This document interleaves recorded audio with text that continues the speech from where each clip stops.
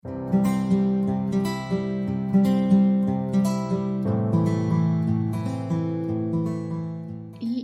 vamos a comenzar entonces esta actualización y este también despeje de dudas. Yo quisiera que los minutos que vamos a compartir ahora sirvan también para despejar algunas dudas en cuanto a conceptos, ¿sí? Por esa razón es que en la presentación de hoy, 10 de junio, semana 13 de la pandemia en Chile, yo he querido hacer este recorrido con ustedes, hacer una mirada a ver, ¿cuáles son las definiciones oficiales que se publican en el diario oficial a través de distintas resoluciones? Me di el trabajo pensando en todos ustedes de leerlas y hacer un resumen porque me parece que es importante que todos, no solamente nosotros, sino que la comunidad científica en general hable con el mismo lenguaje y estemos entendiendo lo mismo, ¿sí? Quizás por ahí vamos a despejar algunas polémicas. Luego vamos a hacer un recorrido, como siempre lo hemos hecho, por la situación nacional y regional. Pues bien, lo primero que les quiero comentar es en relación a la resolución exenta 403, publicada el 28 de mayo en el diario oficial. Todas estas resoluciones que yo voy a compartir ahora con ustedes las tengo, me las pueden pedir, pero también están en la página del ministerio. En la información de coronavirus está todo esto publicado ahí. Lo primero que dice es que las personas que tienen PCR para COVID-19 positivo deben hacer cuarentena, así dice, ¿sí? Así dice el documento. Esto es 14 días desde el inicio de los síntomas para los que tienen síntomas y 14 días desde el diagnóstico por PCR si es que es asintomático. Y este tiempo de cuarentena se puede extender si el paciente al término de ella no se ha recuperado, quienes se hospitalizan, por ejemplo. 2, dice que quienes se realicen una PCR deberán hacer cuarentena hasta que sean notificados del resultado. Por lo tanto, toda persona que se realice una PCR debe quedar aislado, debe quedar en su casa hasta recibir el resultado del examen. Esto es tremendamente importante, ¿sí? Tercero, quienes hayan estado en contacto estrecho con una persona COVID positiva deberán hacer aislamiento por 14 días o hasta que se haya descartado la enfermedad mediante PCR. Entonces aquí aparece este término del contacto estrecho. Y ojo, porque nos dicen que el contacto estrecho debe hacer aislamiento, ¿sí? Bueno, veamos qué es contacto estrecho, y esto es tremendamente importante, esto nosotros lo tenemos que tratar de dejar grabado, ¿no? Contacto estrecho es quien ha sido contacto con una persona COVID positiva, sintomática, entre 2 días antes de que esta persona haya iniciado sus síntomas y hasta 14 días después. O en contacto con una persona COVID positiva, PCR positiva, pero asintomática, durante los 14 días siguientes a que esta persona se tomó el examen. Y que además, o sea, 16 días quienes han estado en contacto con un sintomático y 14 días quienes han estado en contacto con un asintomático, pero además tiene que cumplir alguna de las siguientes condiciones. Más de 15 minutos cara a menos de 1 metro con alguien. 2. Compartiendo un espacio cerrado por al menos 2 horas en lugares como oficina, lugares de trabajo, reuniones, colegios, salas, etc. ¿Sí? Lugares cerrados por al menos 2 horas. Vivir o pernoctar en el mismo lugar. Y haberse trasladado en cualquier medio de transporte cerrado a menos de 1 metro de un caso positivo. Cualquier medio de transporte. Y no habla aquí de tiempo, ¿no? De cuánto tiempo. Haberse trasladado con alguien a menos de 1 metro, en un avión, en un auto, en una micro, etc. ¿Sí? Quiero que recuerden esto, porque hace muy poquitos días tuvo todo esto una variación. Pero entonces el contacto estrecho es 16 días en relación al sintomático, 14 días en relación al asintomático en alguna de estas situaciones. 15 minutos cara a cara, menos de 1 metro, en un espacio cerrado por al menos 2 horas, vivir o pernoctar en el mismo lugar con alguien, o haberse trasladado en cualquier medio de transporte a menos de 1 metro de alguien positivo. ¿Qué más dice esta resolución? Cualquier persona que ingrese al país deberá tener un periodo de 14 días de aislamiento. Cualquier persona, por donde sea que entre, ¿sí? Luego, los casos sospechosos deberán hacer cuarentena o aislamiento por 14 días o hasta que se descarte la enfermedad por PCR. Recordemos las definiciones de casos sospechosos, ya las habíamos visto. Y ahí está. Caso sospechoso, una persona con un cuadro agudo con al menos 2 síntomas de la enfermedad. Cualquier persona con infección respiratoria aguda que requiera hospitalización. ¿Sí? 6. Personas que sean con casos probables, se introduce el término de caso probable, deberán permanecer en cuarentena o aislamiento por 14 días o hasta que se descarte la enfermedad mediante una PCR negativa. ¿Y quiénes son estos casos probables? Son personas que han estado expuestas a un contacto estrecho. El caso probable, ¿cierto?, tiene que ver con estar expuesto con un contacto estrecho, y ya vimos cuál era recién la definición de contacto estrecho, con una persona entonces COVID positiva y que presenten al menos uno de los síntomas de la enfermedad del COVID-19. Y no será necesario tomar PCR para los casos probables. ¿Y cuáles son los síntomas según esta resolución? Los mismos que nosotros habíamos visto: fiebre sobre 37,8, tos, disnea, dolor torácico, dinofagia, mialgia, escalofrío, cefalea, diarrea, anosmia, ageusia. Los mismos que habíamos visto, ¿sí? No ha habido variación al respecto. Luego, el 1 de junio, recién el 1 de junio, se dicta en la resolución exenta 409 que nos explica a qué le llaman caso activo. Dice: regístrese como caso activo aquella persona confirmada con PCR o caracterizada como caso probable, ¿sí?, durante 14 días desde el inicio de los síntomas. En el caso de personas con la enfermedad y asintomáticas, o sea, PCR positiva y asintomática, los 14 días serán desde que la persona se tomó el examen, no desde que le llegó el resultado, sino que desde que se tomó el examen. Ese es un caso activo, ¿sí? En la misma resolución, la misma resolución habla de a qué se va a llamar caso fallecido o persona fallecida asociada a COVID, aquel que cumpla con las siguientes condiciones, con ambas condiciones, ¿sí?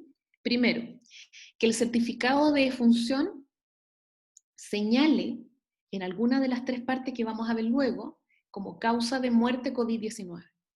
¿Sí? En la parte 1 del certificado de función, donde está la cadena causal que lleva finalmente a la muerte.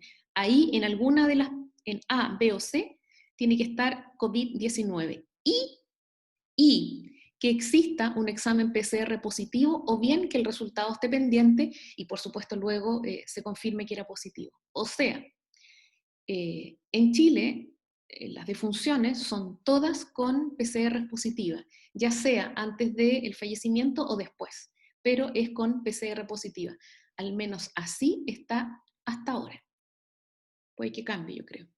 Para efectos estadísticos, el registro como fallecido atribuible a COVID-19 podrá corregirse de acuerdo al documento Orientaciones Internacionales para la certificación y codificación del COVID-19 como causa de muerte. Este es un documento de la Organización Mundial de la Salud del 16 de abril, que está disponible también en la página del Ministerio, y vamos a ver en unos minutos más un par de detalles.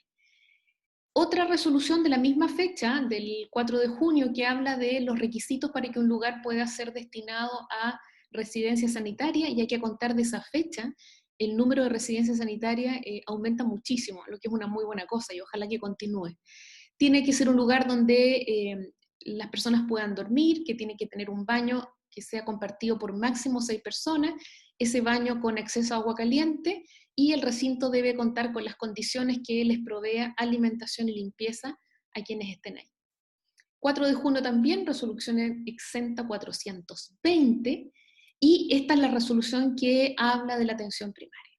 Dice: los establecimientos de atención primaria efectuarán la identificación de los contactos estrechos de las personas COVID positivas por PCR o personas que entren en la categoría de caso probable, y se comunicarán con ellos para informar las indicaciones y los cuidados.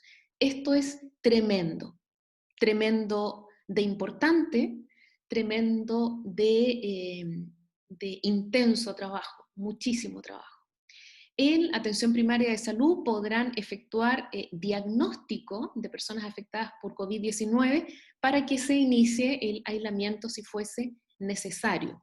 Podrá disponer el traslado, y hoy día alguien por ahí hacía la pregunta, desde atención primaria se puede disponer el traslado de pacientes a residencias sanitarias bajo la supervisión de la autoridad sanitaria. Es finalmente la autoridad sanitaria la que da el pase, ¿no? O da el visto bueno, o abre la puerta de la residencia sanitaria. En atención primaria también deberán adoptarse progresivamente el muestreo mediante técnicas de PCR en muestra de saliva, y escuchábamos hoy en la mañana al ministro de Salud que decía que inicialmente va a haber un periodo, llamémoslo de marcha blanca, donde este testeo se va a corroborar con una PCR también. Aunque el comité de expertos, comité técnico de expertos, no ve ningún problema en que esto se realice, ¿no? Están a favor.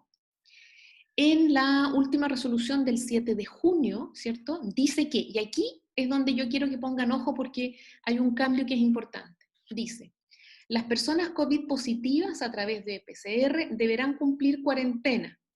Ya vimos, 14 días desde el inicio de los síntomas en los sintomáticos y 14 días desde el inicio del diagnóstico por PCR si es que es asintomático. Y el tiempo de cuarentena se puede extender si la persona no se ha recuperado. Quienes se realicen el examen tienen que mantenerse en cuarentena hasta que sepan el resultado del examen. Y eso es tremendamente importante en el ámbito laboral.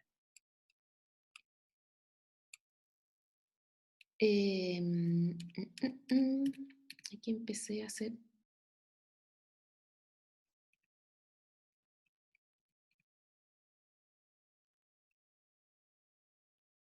Aquí está, ¿cierto? Aquí estábamos. Los contactos estrechos, los casos probables o quienes hayan ingresado al país, todos los contactos estrechos, todos los casos probables y todos quienes ingresen al país deberán cumplir cuarentena 14 días, sí o sí, aunque se hagan una PCR y salga negativa. Esto es tremendamente importante. Todos quienes están dentro de la definición de contacto estrecho, de caso probable y que vengan llegando de fuera del país, tienen que hacer una cuarentena, dice el documento, por 14 días, aunque muestren su PCR negativa. Pero cambia la definición de contacto estrecho. Fíjense. Sería contacto estrecho quien ha tenido contacto con una persona COVID positiva 2 días antes que empiecen los síntomas hasta 14 días después, ¿cierto? Y de un asintomático 14 días después de la toma del examen, y que cumpla alguna de las siguientes condiciones. Son las mismas, pero ahora es sin mascarilla. O sea, si estoy 15 minutos cara a cara con alguien a menos de 1 metro, sin mascarilla, soy contacto estrecho, ¿sí? Con alguien positivo, pero si estoy con mascarilla, no. Lo mismo, compartir un espacio cerrado por al menos 2 horas, pero sin mascarilla. Vivir o pernoctar en el mismo lugar, eso se mantiene igual, y quienes se hayan trasladado en cualquier medio de transporte cerrado a menos de 1 metro, pero sin mascarilla, ¿sí? Entonces se agrega la condición de estar sin mascarilla para entrar dentro de la definición de contacto estrecho. Creo que por ahí se aclara algunas polémicas del último tiempo. Las personas que sean contactos probables deberán permanecer en cuarentena o aislamiento por 14 días, ¿cierto? Ya lo habíamos visto. Y caso probable son las personas que han estado expuestas a un contacto estrecho de un positivo y que tienen al menos un síntoma de los que ya vimos. La definición entonces de caso probable no cambia, es haber estado en contacto con un positivo y tener al menos un síntoma. Y esas personas no se tienen que tomar la PCR, quedan como contacto, caso probable, como caso, ¿no? Probable, pero caso. A pesar de estas resoluciones, y a pesar de que son bastante claras en algunas cosas y que son públicas, hay algunas aristas que quedan poco claras, como por ejemplo, la definición de caso confirmado no se actualizó. Recuerdan que aquí mismo, en esta instancia, nosotros vimos tiempo atrás, que también era caso confirmado aquel que tenía una imagen compatible, un escáner de tórax, o el que tenía IgG, IgM positivo. Eso no está en ninguna resolución, no está. Y por otro lado, la definición de funciones a incluir en el registro de COVID también tiene algunas áreas poco claras, como por ejemplo lo que acabo de señalar, aquel que tiene clínica 100% de COVID pero no alcanza a hacer un examen. Hasta este minuto esas personas no entrarían en el registro de defunción. Este es el documento al que hacen mención, el ministro también hace mención, ¿cierto?, que son las recomendaciones de la Organización Mundial de la Salud, acá está, para quienes hacen certificado de función. Los certificados de función tienen dos partes, parte 1 y parte 2. En la parte 1 va la cadena causal que llega hasta la muerte, y en la parte 2 la comorbilidad, ¿cierto? En la parte 2 no es válida. Si se pone en esta parte como comorbilidad COVID, esa defunción no es por COVID. Tiene que estar en la parte 1 como aparece aquí, ¿cierto? En la parte 1 entonces, y tiene que estar ya sea en el A, en el B o en el C. Tiene que estar, no es COVID cuando aparece COVID como comorbilidad y es, por ejemplo, una muerte violenta. Todas las muertes traumáticas no van a ser, por supuesto, COVID. Y tampoco, independiente de lo que esté aquí arriba, ¿cierto? Si es que el COVID se indica en la parte de comorbilidad, tampoco ese certificado de función va a ser incluido dentro de muertes por COVID, aunque tenga el PCR positivo. Así que eso es importante y la verdad es que está bien claro. Está bien claro en este documento cómo se debe registrar. Y por otro lado, ha surgido la duda por ahí, la polémica, de cuándo se usa cuarentena y cuándo se usa aislamiento. ¿Se han fijado? No es lo mismo. Son términos parecidos, ¿cierto? El común de la población los podría usar como sinónimos, sin embargo no lo son. Y aquí está la diferencia según el CDC, ¿cierto? Cuarentena es para quien tiene el riesgo de enfermar o de contagiar. Es para quien está sin enfermedad diagnosticada. Podríamos decir es para los, no solo asintomáticos, pero quienes no tienen PCR positiva, ¿cierto? Quienes no tienen enfermedad confirmada son los que hacen cuarentena, ¿sí? Y aislamiento se refiere a las personas positivas por COVID-19. Esa es la diferencia. Entonces, quienes vienen del extranjero hacen cuarentena. Las personas PCR positivas hacen aislamiento. Podrá durar lo mismo, 14 días, y dentro de la casa son las mismas medidas, pero el concepto es distinto, ¿sí? Quería que quedara claro. Bueno, aquí está. Finalmente, cuarentena o aislamiento se hace lo mismo. Bien, aclarando aquello, vamos entonces a lo que está sucediendo. Hemos visto este diagrama en otras situaciones, ¿cierto? Y nos dice que a la fecha tenemos casi 150.000 casos confirmados, con PCR, sintomáticos o asintomáticos. En las últimas 24 horas, 5.700 casos nuevos, con 1.354 personas conectadas a ventilación mecánica y lamentando casi 2.500 muertes. Esta otra imagen que aparece en el informe diario del Ministerio de Salud, lo que aporta a la anterior, que me gusta más, es que ahora comienza a incluir información de las residencias sanitarias. ¿Y qué nos dice? Que hay 130 residencias a lo largo de todo Chile, eso es cierto, y que hay 11.960 habitaciones, no todas disponibles, más o menos la mitad están disponibles, pero entonces los informes diarios nos están empezando a entregar información de las residencias sanitarias. Bien, situemos a Chile desde un punto de vista de los casos en relación al resto de los países que están viviendo también esta pandemia. Estando nosotros a 91 días desde la aparición del primer caso, ese 3 de marzo del 2020, ¿cierto? Nosotros estamos en esta situación, como lo ven ustedes en la pantalla, es muy fácil de describir, ¿cierto?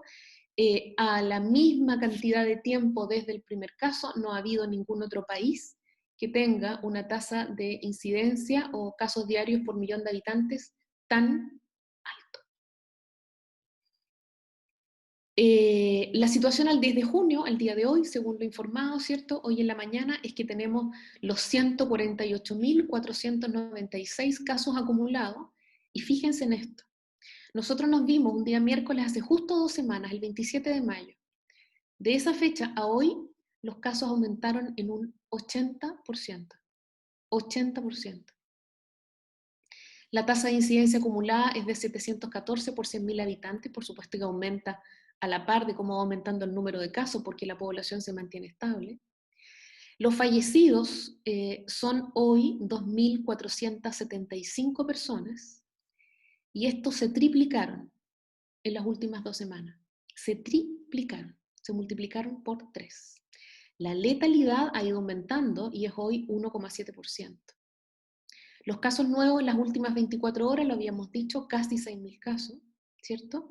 Exámenes realizados, muchísimos, 761.090 exámenes. La calidad de la toma de la muestra, ¿no? Ese puede ser un elemento que podríamos discutir.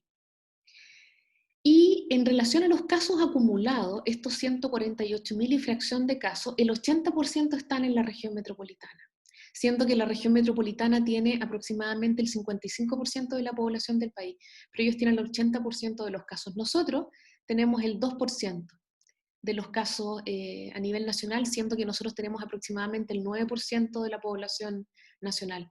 En relación a las defunciones, el 85% de los casos que han fallecido han sido personas que residen en la región metropolitana, y solamente un 0,5% de las defunciones son de quienes viven en la región del Biobío. Esto es como para tener una comparación, ¿sí?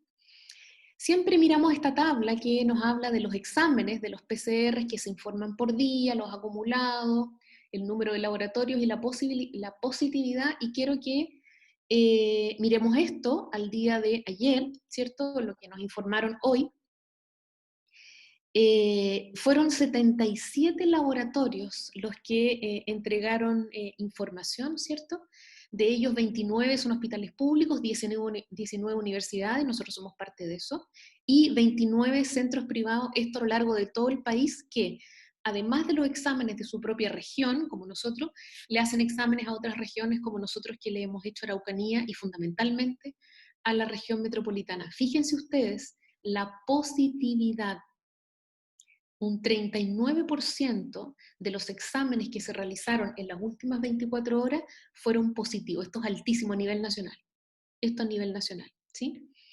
Y podemos ver que ha habido podemos observar en esta tabla, ¿cierto?, que ha habido un 50% de aumento en el número de exámenes en las últimas 2 semanas. O sea, estos casi 700 y fracción mil exámenes que se han hecho han aumentado en un 50% en las últimas 2 semanas, donde el número de funciones se ha triplicado y el número de casos ha aumentado en un 80%. Pudieron haber aumentado más los exámenes, ¿no? Como a la par del número de casos incidentes. Pues bien, en relación a los exámenes, ¿cierto?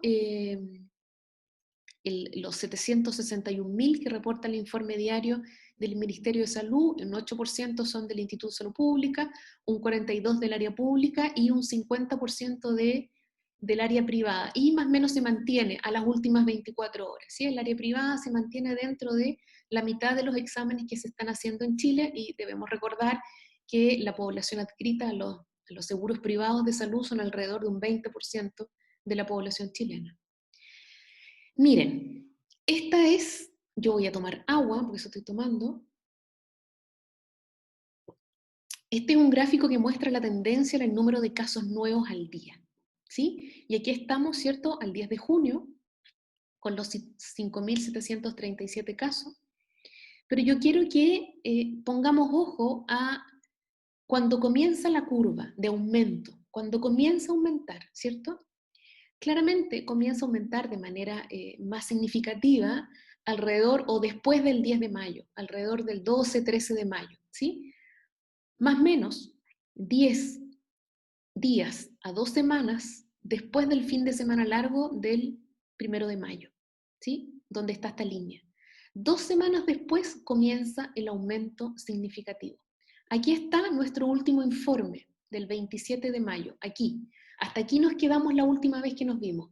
Y después de eso se ha producido solo aumento, aumento, aumento. Y este aumento ha sido el de un 80%.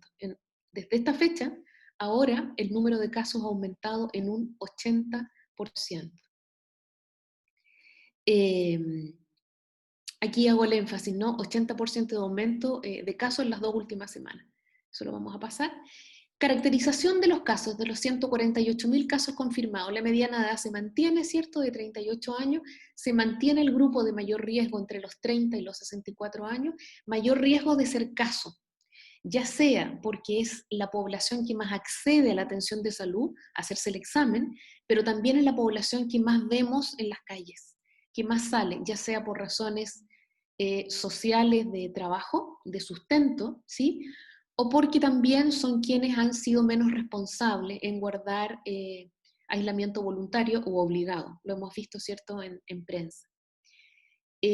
No es menor que al día de ayer existan 2.000, estos son acumulados, ¿no? Se han acumulado 2.624 casos en menores de 5 años y 3.426 en mayores de 80 años. Ojo con estas edades extremas, porque todo es más riesgoso, ¿sí? Y se mantiene que los casos son en un 53% de varones. En relación a los hospitalizados, la situación al 10 de junio, a nivel nacional hay 2.873 ventiladores mecánicos de algún tipo, de los cuales 2.562 están ocupados por pacientes con distintos diagnósticos, esta es ocupación total, y hay 311 disponibles, no en la región metropolitana, claramente, ¿sí? Y tenemos 7.470 personas hospitalizadas. De esos ocupados, de los 2.562, el 53% están ocupados por pacientes COVID. La cifra más alta, el porcentaje más alto en lo que va de la pandemia. El 53% de los ventiladores mecánicos en Chile están hoy ocupados por pacientes COVID positivos. Hay un 26% de aumento de las hospitalizaciones en las últimas 2 semanas. ¿Sí? Del 27 de mayo a hoy aumentó un 26% este número. Si en las próximas 2 semanas esto se mantiene y aumentamos solo un 26%, no más que eso, en 2 semanas más, a fines de junio, tendríamos 9.500 personas hospitalizadas. 9.500 personas hospitalizadas. 2.000 personas más que hoy.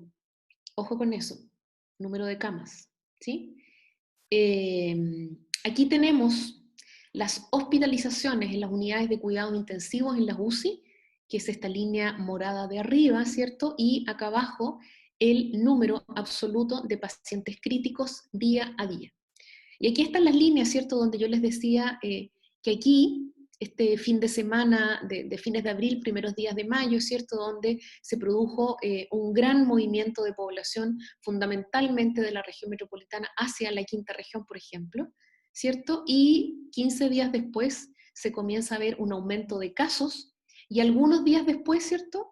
Comienza a aumentar de manera aún más significativa el número de pacientes hospitalizadas en UCI, ¿cierto? Y hay entonces, de aquí acá, del 27 de mayo ahora, un 27% de aumento en el número de hospitalizaciones. Entonces el problema es que en 2 semanas más podríamos tener 2.000 hospitalizados en UCI, ¿cierto? 500 más que ahora, 500 camas más UCI ocupadas.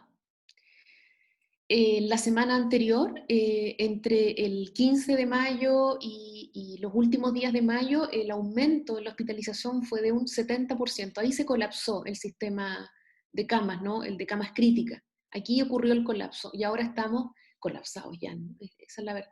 El problema es qué pasa si esto sigue aumentando. ¿Y qué es, no? Es la tendencia. Más lento que el aumento que se produjo en estas 2 semanas anteriores, en este periodo, que fue donde se produjo el colapso. Luego el aumento ha sido menor, pero sigue, porque el número de casos nuevos sigue aumentando. En relación a la edad de los pacientes en UCI, ¿cierto? Vemos que el 80% de quienes están hospitalizados en UCI tienen más de 50 años y el 60%, o sea, el gran porcentaje, tiene entre 50 y 70 años. Ese es el grupo de mayor riesgo de hospitalizarse en UCI. Por otro lado, en relación a la complejidad de las camas ocupadas hoy por pacientes COVID, se mantiene más o menos, ¿cierto?, que entre un 30 y un 35% ocupan camas críticas, ¿cierto? UCI o UTI. Y más o menos la mitad, eso sí ha ido disminuyendo, ocupan camas básicas. Recordar que qué hacemos si aumenta 500 camas más acá, en este 30 y tanto por ciento, ¿sí? En relación a la ocupación de camas UCI por región a nivel nacional, está la información de la Sociedad Chilena de Medicina Interna, que es una encuesta que responde al 100% de las unidades, ¿cierto?, críticas.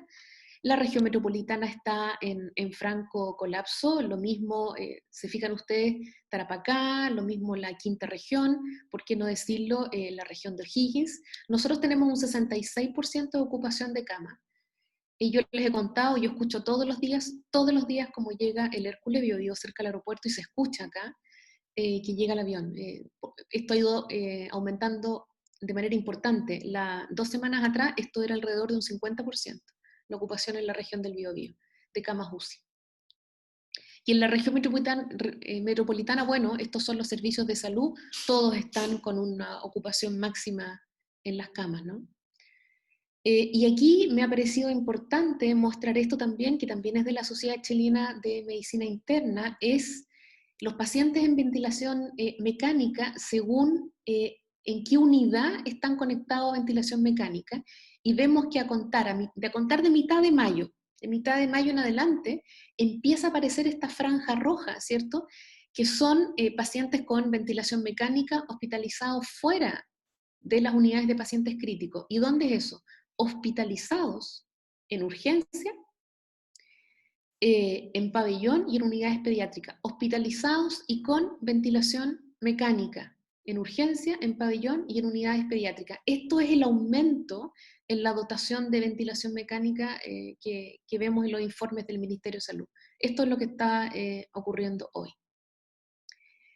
En relación a las residencias sanitarias, es también una información importante. Han de saber ustedes que hay 129 hoy residencias sanitarias funcionando y con 11.960 cupos. Fíjense, esto comenzó a mediados de abril, ¿cierto? Con muy poca ocupación, muy poca ocupación. Y fíjense ustedes cómo en la última semana, los últimos 10 días fundamentalmente, se ha empezado a usar esta estrategia que evidentemente se debió haber empezado a usar mucho antes. Es una estrategia tremendamente recomendada y exitosa, ¿sí? Y que permite aislar, porque las residencias sanitarias son para los, en general, ¿no?, para los positivos, aislar a quienes están positivos o dejar en cuarentena a quienes no puedan hacer su cuarentena en casa por distintas razones.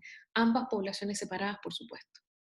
En relación a los fallecidos, acá está cómo se ubica Chile en relación a las defunciones diarias por millón de habitantes, ¿cierto? Y al día 67 de la pandemia, Chile es el que ocupa el primer lugar. ¿Por qué? Porque la gran mayoría de los países hizo el pic de defunciones mucho más rápido, ¿sí? Nosotros no controlamos la situación y por eso tenemos ahora un número de defunciones tan alto. Esa es la razón. Fallecidos a nivel nacional, esta es la curva, ¿cierto?, del Centro de Modelamiento Matemático de la Universidad de Chile, esta es la curva de funciones acumuladas, y no podemos dar cuenta cuándo se producen, ¿cierto?, los brotes, o los quiebres de evolución. Aquí, ¿cierto?, a mitad de mayo empieza francamente, y eso es a raíz de los contagios de los primeros días de mayo, del fin de semana largo, ¿cierto?, y comienzan a aumentar entonces el número de defunciones. ¿Y qué quería hacer notar yo? Que las defunciones que lamentamos hoy son en general casos que se contagiaron alrededor, ¿no?, del 25 de mayo o alrededor nuevamente de ese fin de semana largo del 21 de mayo, cuando el número de casos era 74.000. Bueno, hoy tenemos 148.000 casos, ¿cierto? Muchísimos más, y tenemos más casos activos. Entonces, ¿qué irá a pasar, cierto, con el número de defunciones en las próximas 2 semanas? En relación a la edad de las defunciones, esto se ha mantenido bastante estable, ¿cierto? Con un 65% de las defunciones después de los 70 años, lo que ha ido cambiando drásticamente es el número de fallecidos, ¿sí? Importante hacer nota también, 63 fallecidos de personas extremadamente jóvenes, menores de 40 años. En relación a los fallecidos diarios, y aquí es donde ha habido gran polémica, ¿cierto? Porque claramente esta gráfica va a ir cambiando día a día, porque se produce ahora el cruce entre la información que obtiene el registro civil, porque ahí es donde se inscriben las muertes con un certificado de defunción. El Ministerio de Salud va a empezar a mirar eso, y ya no las muertes que se le avisaban directamente al Ministerio de Salud, así era antes. Ahora el Ministerio de Salud va a tomar los certificados de defunción que llegan al registro civil, y ya sabemos que hay un retraso por los fines de semana, y esos certificados de defunción se van a cruzar con las bases de datos de los laboratorios para poder identificar a aquellos que fallecen sin tener el examen aún, el resultado, y que luego se ve que es positivo. Entonces, siempre se van a ir agregando casos de defunción a los días ya observados. Entonces, estas puntas naranjas, ¿cierto?, corresponden a casos que fueron reubicados. Vamos a tener que estar muy atentos a cómo evoluciona esta nueva forma, pero que evidentemente nos produce una molestia. Cambia, se pudieron haber mantenido ambas curvas por un tiempo y luego seguir mirándolo de esta manera, pero esta va a ser es una mejor manera, perfectible aún, una mejor manera. ¿Qué pasa en regiones? Bueno, en regiones está el reporte diario del día de hoy y podemos ver, bueno, 4.620 casos nuevos en la región metropolitana, ¿cierto? Ya sabemos, concentra el 80% de los casos, pero ¿dónde hay otros focos con alto número de casos? En Antofagasta, en Valparaíso, en Maule y en Biobío, ¿sí?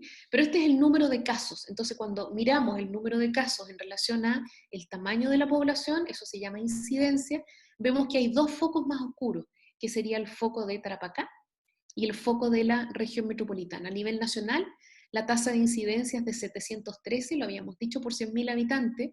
Tarapacá tiene 886 y la región metropolitana casi el doble, ¿no? 1.380. Son las únicas dos regiones que tienen incidencias por sobre la nacional. Nosotros en Biobío tenemos una tasa de incidencia de 159 por 100.000 habitantes. Acá está los casos acumulados de nuestra región, y miramos también a Ñuble, ¿cierto? Que es el total de casos acumulados. Nosotros tenemos un total de casos más grande que Ñuble, porque somos una región con mayor población. Pero fíjense ustedes cómo, a contar de nuevo de la mitad del mes pasado, de la mitad de mayo, se produce un aumento aún más exponencial en el número de casos nuevos. Acá está la tasa de incidencia, y son los casos nuevos por 100.000 habitantes, a contar de los primeros días de mayo, ¿cierto? Hay una tendencia permanente al número ascendente de casos diarios, salvo un día en que se reportaron, no me acuerdo cuánto, pero muy pocos casos. Me queda la duda de aquí el reporte es cierto, pero claramente la tendencia es al aumento. Tendremos que ver si esto que observamos los 2 últimos días se mantiene. ¿Qué nos dice el informe de la Seremi de Salud? Que tenemos 2.694 casos reportados al día de hoy, una incidencia de 16,2. Esto es por 10.000, me equivoqué. La Seremi siempre informa las incidencias por 10.000, sería 160 por 100.000, la comparación nacional. Concepción, la provincia de Concepción tiene el 64% de los casos, Biobío el 30%, aquí ha habido un aumento importante, y un 5% de los casos en Arauco. ¿Qué quise mostrar yo con estos números entre paréntesis? Son los de hace 2 semanas atrás, aumentamos 700 casos en solo 2 semanas. Biobío más que se duplicó en 2 semanas, más que se duplicó. Y fíjense Arauco lo multiplicó por 2,5 veces. Claro, son 126 casos, pero el aumento en Arauco y en Biobío es importantísimo, ¿sí? Y tenemos acumulado a la fecha 57 casos diagnosticados acá, ¿cierto? Pero que pertenecen a otras regiones. 14 fallecidos al día de ayer, 10 hombres con un tramo de edad entre los 56 y 88 años de los fallecidos, y son de las siguientes comunas: de Concepción, de Talcahuano, Hualpén y Chihuayante. Hasta ahí íbamos en el último informe, 2 semanas atrás. Pero ahora han aparecido defunciones en otras comunas, uno en Nacimiento, uno en Coronel, y hay un caso aún en investigación para poder identificar adecuadamente de qué comuna. Los casos en la región del Biobío, como región, se duplicaron en las últimas 2 semanas. Se duplicaron en las últimas 2 semanas. En Arauco casi se triplican, ¿sí? Ojo con eso. En relación a diferencias por sexo, lo mismo que a nivel nacional, el 53% son hombres y la mediana de edad va de 0 a 93. De todos los casos, el 62% son casos secundarios, o sea, fueron contactos. Un 13% quedaron como casos comunitarios, no fue posible identificar la fuente del contagio, y un 13% están en identificación. Este 62% de casos es el problema, porque si eran contactos pudimos haber evitado, ¿no?, aquello. Ese es un problema. Hay hasta la fecha 204 conglomerados o brotes institucionales o familiares o laborales en muchas empresas, y hay 121 activos hoy. Lo mismo, institucionales, familiares y de empresas. Brotes, ¿sí? Que la Seremi los tiene ahí muy bien vigilados. En relación a laboratorios, al día de ayer, esto en el último informe diario de la CLMI Salud, son casos de exámenes, ¿cierto?, reportados por el Hospital Guillermo Gran Benavente, el Hospital Víctor Ríos Ruiz, la Clínica Universitaria, Prevegen y el Hospital Las Higueras de Talcahuano. Prevegen en las últimas 24 horas no informó casos positivos. Fíjense ustedes, la positividad de nuestros casos mucho más baja que la observada a nivel nacional, y esto es por el peso, ¿no?, de la región metropolitana, porque fíjense que en las últimas 24 horas el Hospital Regional de Concepción procesó 56 muestras que venían de la región metropolitana, y el 60% de ellas fueron positivas. Esa es la alta positividad, comparado con la nuestra, ¿cierto? Es mucho más baja. Esto es el número absoluto de casos confirmados por comuna. Claro, cuando nosotros observamos esto, nos damos cuenta que sobresale fundamentalmente la comuna de Concepción. Claro, es la que tiene el mayor N, ¿no?, número de habitantes, pero también Los Ángeles. Si recordamos este mismo gráfico de semanas anteriores, Los Ángeles no tenía este volumen de número absoluto, y Alto Biobío se mantiene también como una comuna con alto número de casos. Pero esto es lo que tenemos que mirar, es la tasa de incidencia, es la relación entre el número absoluto de casos y el tamaño de la población. ¿Y qué ven ustedes ahí?, le preguntaría yo a mis alumnos. ¿Dónde está el riesgo? Claramente el riesgo está en el área urbana de Alto Biobío. Por eso es que hoy, me parece muy bien, se decretó cordón sanitario para Alto Biobío.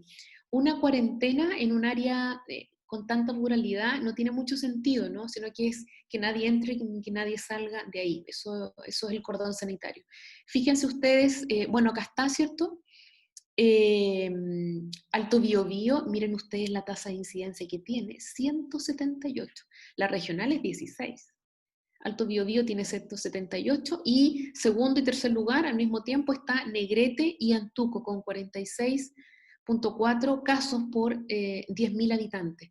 Es la provincia de Biobío la que presenta hoy el mayor riesgo de aumento en el número de casos. Fíjense ustedes las comunas de la provincia de Concepción, y por aquí Arauco, ¿no?, podría dentro de la provincia de Arauco resaltar, pero es fundamentalmente la provincia de Biobío. En relación a los casos hospitalizados, tenemos 79 pacientes hospitalizados en la región del Biobío, de los cuales 38 son residentes de nuestra región y 41 pertenecen a otras regiones, 1 de Araucanía y 40 de la región metropolitana. De los 38 hospitalizados que tienen residencia en Biobío, hay 24 en UCI, 17 en UTI, y de esta suma, ¿cierto?, de estos 38 hay 15 que están en estado grave. Los pacientes que están hospitalizados, los pacientes con residencia en Bío Bío están en el Hospital Higueras, en el Hospital Guillermo Gran Benavente, en el Hospital Naval, en el Hospital Traumatológico, bien lo sabemos, en el Sanatorio Alemán, en el Hospital Clínico del Sur, en el Hospital Víctor Ríos Ruiz de Los Ángeles, en la Clínica Los Andes de Los Ángeles y en el Hospital Provincial de Curanilahue. Y los pacientes que son de la región metropolitana, ¿cierto? Los 40, están hospitalizados acá en Concepción, todos, en el Hospital Guillermo Gran Benavente, en el Hospital Las Higueras, en la Clínica Bío Bío, en el Hospital Traumatológico y en el Sanatorio Alemán, ¿sí? Entonces, los pacientes que traen desde la región metropolitana se quedan hospitalizados acá en Concepción. Esto es una información también de la Sociedad Chilena de Medicina Interna. Me pareció interesante compartirlo con ustedes, que es la ocupación de camas UCI en la región del Biobío y en azul la disponibilidad de camas, ¿cierto? Camas UCI disponibles, aún tenemos, sabemos, alrededor de un 35% de camas UCI disponible. En relación a residencias sanitarias, en nuestra región hay un total de 386 habitaciones disponibles, de 11 residencias sanitarias, hay 209 camas ocupadas, habitaciones ocupadas y 177 disponibles. En relación a porcentaje, podemos decir que hay un 46% de habitaciones disponibles. Acá en Concepción tenemos 5 hoteles, que es el Hotel Terrano, el Hotel El Dorado, el Hotel Terramar, el Hotel Rialto y el Hotel Humahue, ¿cierto? En la provincia, en Concepción, provincia de Concepción. En la provincia de Los Ángeles tenemos la residencia El Arriero y el Hotel Plaza, provincia de Arauco, perdón, ¿cierto? Y en la provincia de Biobío, la residencia sanitaria adventista, la del Verbo Divino, el Hogar Intercultural Santa Bárbara y el Hogar Madre Campesina. Esto es en la provincia de Biobío, estos últimos. Esas son las residencias sanitarias, ¿cierto? Y es la resolución que revisamos, ¿cierto? Nos dice que es atención primaria en comunicación, ¿cierto?, con la autoridad sanitaria, con la Seremi, para que en el fondo le abra la puerta, para que puedan acceder a las residencias sanitarias. Y para terminar, quería mostrarles este gráfico que me lo compartió la doctora Isabel Cotín, de la Sociedad Chilena de Geriatrías, ¿cierto?, donde tenemos que poner atención a lo siguiente. Nosotros estamos viviendo esta curva rosada, ¿cierto? Y estamos por aquí, estamos en el aumento, aún no llegamos al pic, donde estamos viendo la mortalidad y la morbilidad producto del COVID-19. Estamos viendo el daño directo de la enfermedad. Y este podríamos llamar la segunda oleada, ¿cierto? Después que esto pase, empieza a aumentar de a poco, pero esto se nos va a hacer mucho más evidente cuando esta primera ola de daño directa por el COVID ya esté en franca disminución. Vamos a ver todo aquel daño producto de pacientes no urgentes, perdón, de pacientes no COVID urgentes, aquellos que no están consultando, ¿cierto? Vamos a tener ahí una segunda oleada de daño, ¿no? Vamos a tener un tercer momento de daño producto de la interrupción de las atenciones de enfermedades crónicas. Piensen ustedes que la atención primaria y los policlínicos de especialidad, los policlínicos de especialidad en general, no están funcionando, ¿no? Y la atención primaria, muy bien sabemos ahora a qué tiene que abocarse, ¿cierto? Su trabajo es frenar la pandemia. ¿Y qué pasa entonces con la atención de enfermedades crónicas? Y luego va a venir otro fenómeno muy importante en toda la población, que ya hemos estado escuchando y hemos tenido algunas charlas, creo, de este tema, que es el síndrome de estrés postraumático, burnout en el personal de salud, ¿cierto? Problemas de salud mental, impacto económico y todo lo que ello va a generar. Entonces, nosotros estamos ahora, todos nosotros describiendo esto, estamos describiendo este momento, pero no podemos perder la atención de que viene un tiempo largo con distintos daños que se van a manifestar en toda la población en distintos ámbitos, ¿sí? Y bueno, la pregunta podría ser, ¿qué hacer ahora? ¿Qué podemos hacer cada uno de nosotros ahora? ¿Cómo podemos aportar? Y la respuesta, yo nuevamente, si fuera la clase, le preguntaría a mis alumnos, bueno, ¿y qué tenemos que hacer? Yo esperaría que en coro todos respondan que tenemos que testear, tenemos que trazar y tenemos que aislar. ¿sí? ¿Por qué aislar? Porque los enfermos se aíslan, ¿no? Pondremos en cuarentena a los casos probables y los enfermos se aíslan. Tenemos que hacer exámenes, tenemos que identificar a los casos, tenemos que identificar a los enfermos, ¿cierto? Y tenemos que, eso es testear, tenemos que trazar, tenemos que identificar a los contactos de esos enfermos y hay que aislar. Es la única forma de detener este fenómeno. Yo estoy segura que el aporte que ha tenido atención primaria va a seguir siendo importante como hasta ahora. Muy bien, es lo que quería compartir hoy con ustedes, ¿cierto? Y podemos abrir, voy a dejar de compartir, eso voy a hacer, y podemos leer el chat.